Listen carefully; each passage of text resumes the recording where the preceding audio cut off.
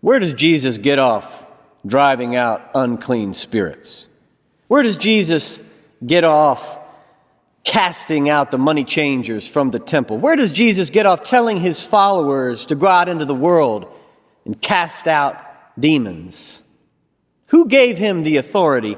Who does he think he is? How presumptuous. Where did Jesus get such a ridiculous idea? I blame it on the Greek verb ekbalo, a word that means to cast out and to drive out. The same verb is used to describe Jesus' activity of casting out demons and driving out the money changers. It's where we get the word exorcism, and for some reason, the authors of the Gospels chose to use the same verb for the demons and the money changers. I guess they thought both needed to be exorcised. But where did Jesus get the idea that he should engage in these kinds of activities? Well, maybe he got the idea during his own exorcism, when the Spirit of God literally drove him out into the wilderness. That's right, the same verb appears in Mark 1, ekbalo, and it is used to describe what the Spirit did to Jesus, a scandalous notion of casting him out, driving him out, which is why Matthew and Luke in their gospel changed the versions from drive out to say that Jesus was led by the Spirit into the desert, a less aggressive and less blasphemous image. But in Mark, the earliest and most original gospel, it claims immediately after Jesus was baptized, the Spirit cast him out, drove him out into the desert. There is something unsettling here about the Spirit's activity. It does not seem as if Jesus had a choice in the matter at hand. In fact, it sounds as if he was driven into the desert by force or compelled out like a common demon, unclean spirit, or money changer. What does it mean that Jesus was cast out into the desert? Was Jesus in need of exorcism? Would he have not gone willingly without the Spirit's nudging? What was the Spirit doing in this story? Perhaps we should also ask, what would Jesus have missed out on had he not been forced to go into the wilderness? What would we miss? Today is the first Sunday in the season of Lent, but this year the invitation to journey with Jesus into the desert feels unnecessary, maybe even excessive, because we've already been in the wilderness for a year, and some of us for even longer than that. We've been in the desert at least since the last Lenten season, when we were cast out of the sanctuary and driven out of our church by a virus that was sweeping through our nation. If only it had just been 40 days, but no, we've been in Lent so much longer than that. We've been in Lent for a year. So when the Spirit came to us this week, trying to drive us out into the desert of Lent again, many of us said, "Get behind me, Spirit. What are you trying to do? We're already in Lent. We've already been here. We've been fasting and praying for over a year. We've been tested and tried and tempted already. We've been here long enough. We don't want to be here in the desert anymore. We're ready for something new." Compared to our experience in this pandemic, Jesus' 40-day journey in the desert seems like a picnic. The disruptions we've experienced, the sacrifices we've been forced to make, the losses we've suffered in our wilderness have been colossal and overwhelming.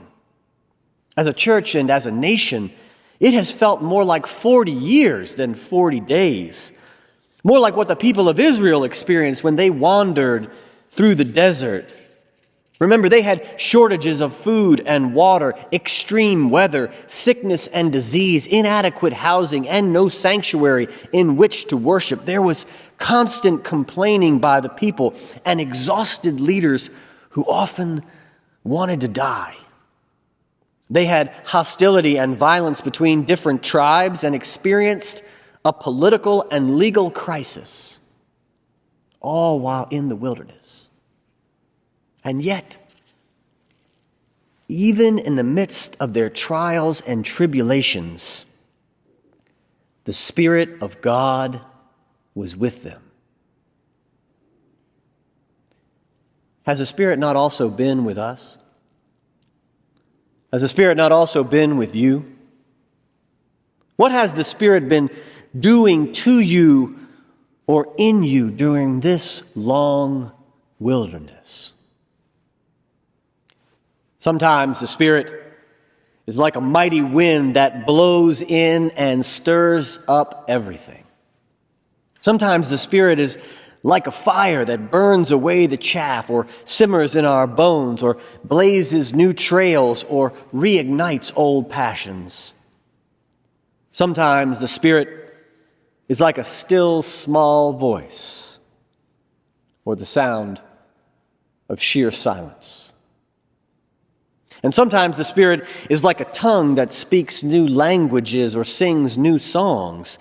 Sometimes the Spirit is like a peace that welcomes the stranger and unites people across ethnic differences. Sometimes the Spirit is like an anointing to bring good news to the poor, proclaim release to the captives, recovery of sight to the blind, and to set the oppressed free.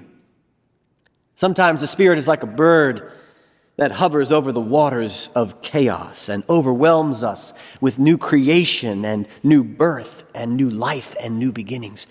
And yes, sometimes the Spirit is like a force that drives us out into the wilderness to examine our shadows and face our demons.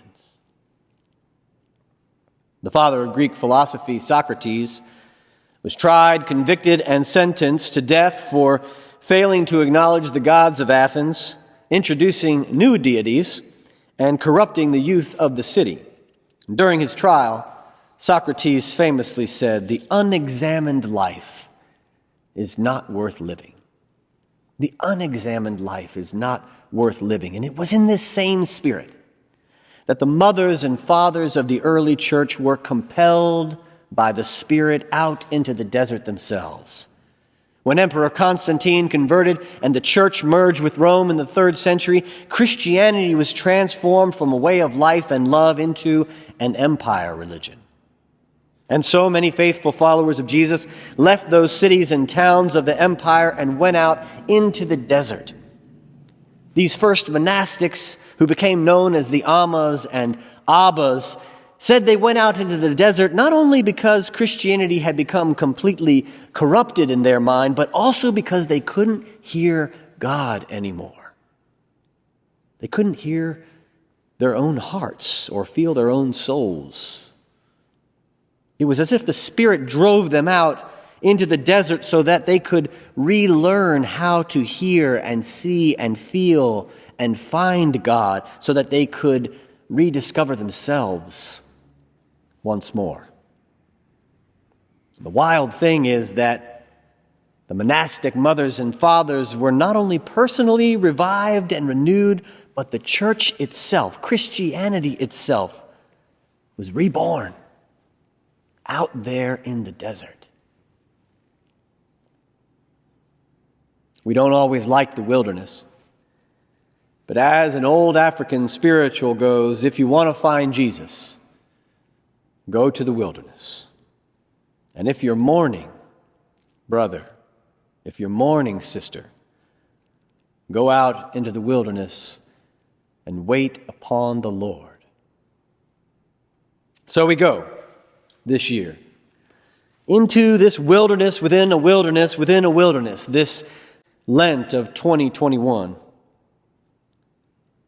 Is the desert, though, just a desolate and lifeless place? Or is there life in the desert? Is it a hopeless place? Or is possibility there? Are there things that grow and thrive in harsh conditions? Is there any life that flourishes in the wilderness? Well, in the deserts of Palestine, where Jesus likely spent his 40 days, there's a wildflower that grows called the red crown anemone. They are one of the first flowers that bloom in the winter, and they reach their peak at this time of the year during January and February when they cover the plains of the northern Negev desert with a brilliant, bright red cloak. Pollinated by beetles and the wind, these stunning wildflowers bloom in other colors too, like white and pink, lilac and dark velvet. In the 50s, school children in Israel were taught not to pick them, which led to a nationwide restriction that has preserved these flowers from extinction. Many people in Israel today still treat the wild red crown anemone as the national flower.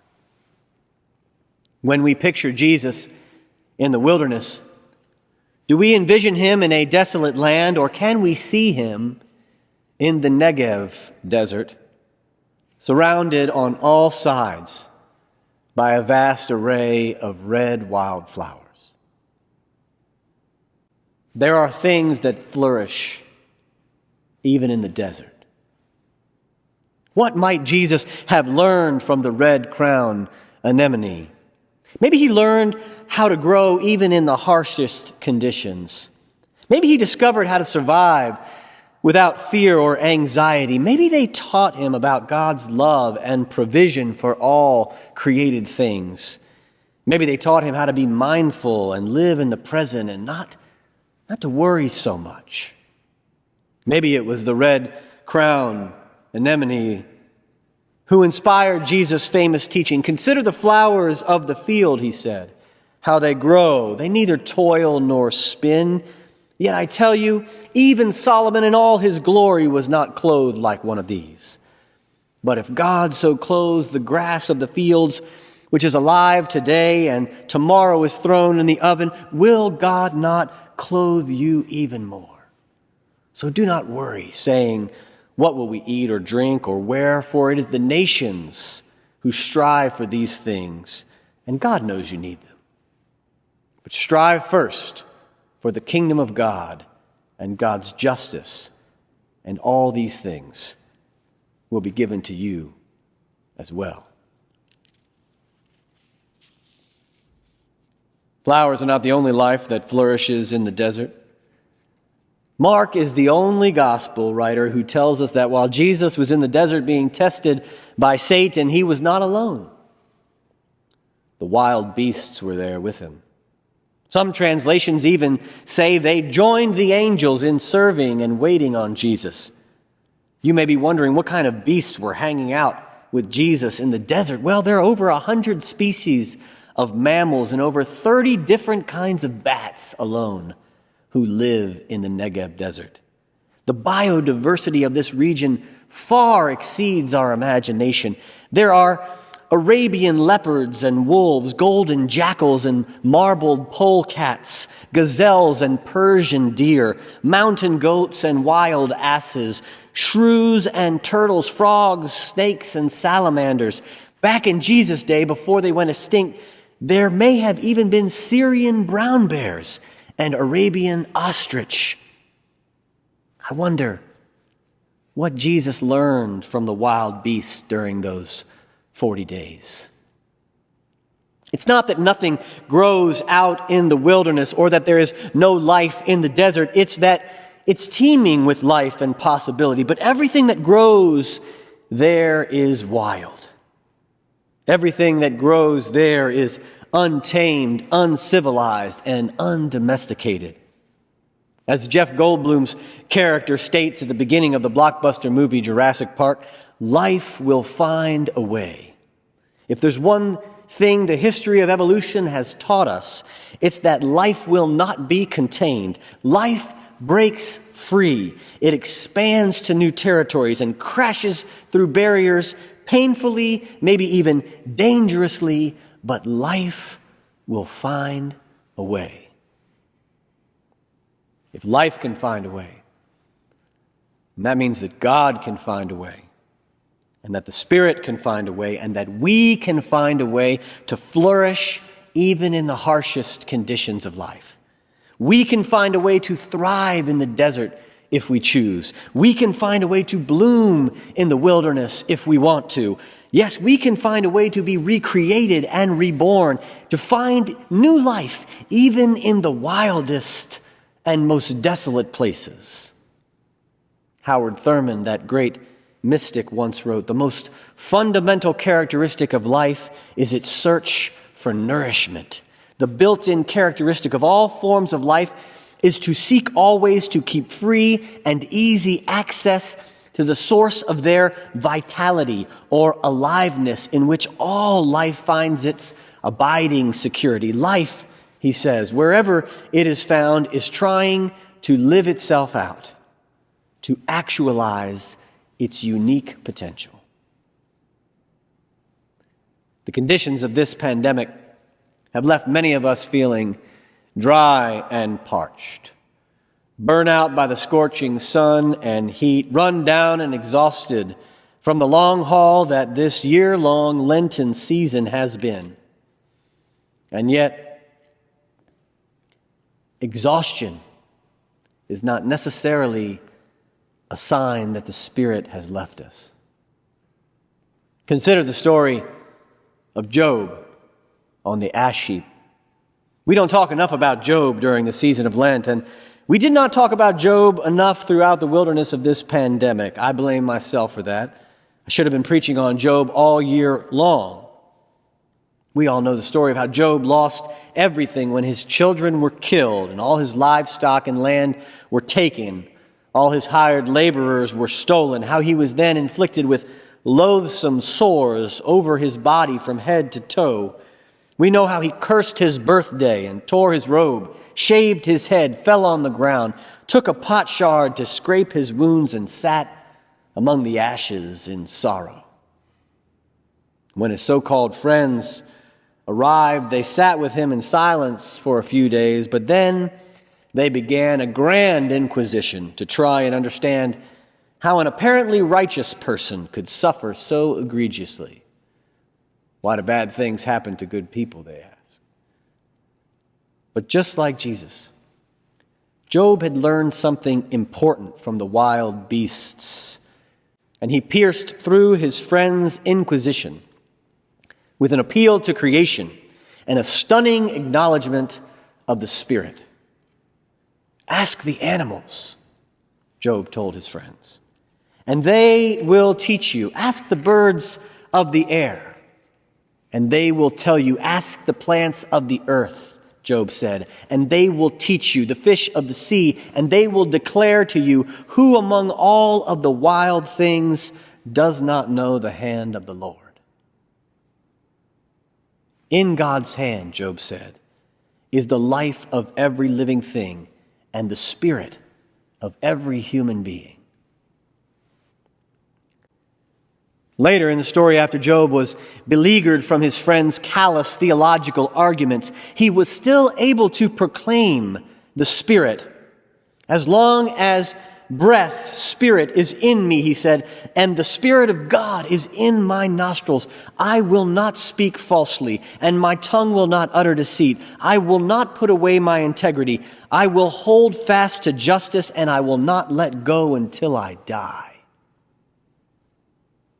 God's Spirit was still with Job, animating him, still giving Job life even while he was grieving on the ash heap.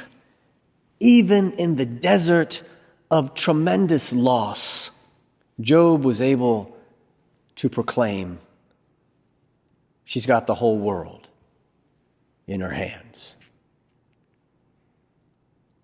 When we are in the valley of the shadow of death and grief is stomping on our chest, making it barely possible for us to breathe, the Spirit is still with us, pulsating. Pain and loss cannot extinguish the Spirit. In fact, it is often the case that the Spirit becomes more precious and more present to us in the midst of pain. The Spirit abides even or especially in the valley of the shadow of death, on the ash heap, in the solitary and uninhabited places and seasons of our lives. The Spirit of God works hardest with us and within us when we lumber through the valley of the shadow of death, through the wilderness of pain, through the desert of grief and loss. Pain and grief and loss are not the enemies of the Spirit. They are the door through which the Spirit enters and keeps on pounding and beating like life. Even when the body is frail or mourning, the Spirit is willing even when the flesh is weak. Job did not have a lot of strength, but he still had the Spirit within him. Like Jesus, he learned from the wild beast that if he could inhale and exhale, pronounce and punctuate, protest and proclaim, then that meant the Spirit of God remained with him as it remains with us, even in the darkest and most deserted places. Howard Thurman talks about a song he learned as a child growing up in the black church. It goes something like this. Oh, tell me, how do you feel when you came out the wilderness, came out the wilderness, came out the wilderness? Tell me, how did you feel when you came out the wilderness, leaning on the Lord? Each verse progresses deeper and deeper into how the wilderness experience has shaped and changed and transformed the people who wandered through it. Eventually, the singer asks about the moral transformation. Did you love everybody when you came out the wilderness? And finally, toward the end of the song, the singer's questions turn into statements. My feet look new when I came out the wilderness. My hands look new when I came out the wilderness. The world looked new when I came out the wilderness, leaning on the Lord. We've been cast out, driven out by the Spirit of God into so many different wildernesses and deserts. Some liturgical, some political, some biological, some were forced upon us, others of our own making. Whatever the cause and wherever it came from, we are in it now. But the same Spirit who cast us out remains with us in the midst of the desert. And the question is not, can this desert flourish? Because deserts are already places flourishing with wild flowers and wild beasts. The radical biodiversity of plants and animals is always already there. No creation is already flourishing. So the question is, can we flourish in the desert? Can we flourish in the wilderness? Can we learn how to grow and thrive in the harsh conditions of this life, sitting in the ash heap, walking through the valley of the shadow of death, the valley of dry bones? This Lenten season, 2021, it's not the time to worry about giving something up that we need to survive our journey. We've already given up so much. We've already sacrificed so much. Now is not the time for giving up, but maybe it is the time for giving in. Giving in to the Spirit. To give in to all the life that is around us, even in the desert. To look at the wild flowers and the wild beasts. Now is the time for us to give in to what we need to feel fully human, to give in to what we need to grow, to give in to what we need to thrive, to give in to what we need to flourish in this harsh climate, because, as Irenaeus said, the glory of God is a human being who is fully alive.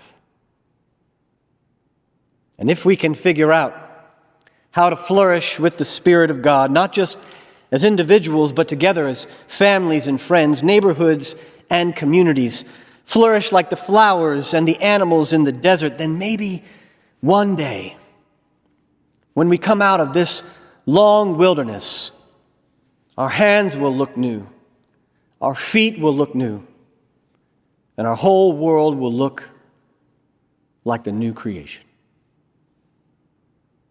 Amen.